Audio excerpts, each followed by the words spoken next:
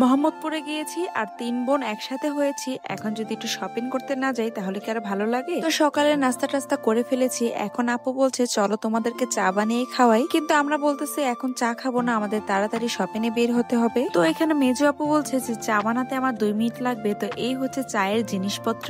আমার বোন একদম ঘরেই হচ্ছে চায়ের দোকান দিয়ে ফেলেছে। চলুন আজ দেখাবো আপনাদেরকে কিভাবে চা বানাতে হয়। চা তো মানুষ অনেক রকম করে বানায়, কিন্তু 2 মিনিটে কিভাবে চা বানায় সেটাই শিখাবো।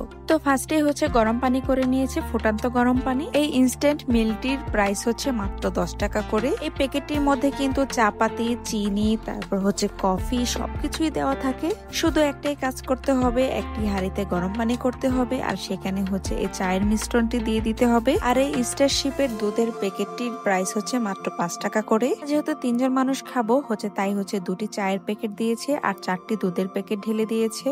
সবকিছু দেওয়া হয়ে গিয়েছে, এখন ভালো করে মিক্সড করে নেব, তারপর কাপে করে ঢেলে খাবো। এই হচ্ছে পুরা চায়ের রেসিপি। মানে কি একটা দুনিয়াতে চলে এসেছি। এখন চা খেতে কোনো ঝামেলা লাগে না, শুধু হচ্ছে ওভেনে একটু গরম পানি করে মিশ্রণগুলো ঢেলে দিলে চা হয়ে যাবে। এবার বলি চাটা খেতে কেমন লেগেছে। আমার কাছে বেশ ভালো লেগেছে, কিন্তু যারা মিষ্টি পছন্দ করে তারা একটু মিষ্টি দিতে হবে। চায়ের সাথে সাথে একটু কফির ফ্লেভারও ছিল। চা খেতে খেতে দেখি বাইরে বৃষ্টি হচ্ছে, তাই কাপটা যখন একটু বাইরে দেখে নেই আর বৃষ্টির পানিগুলো আমার চায়ের মধ্যে পড়ে। So thanks for the watching.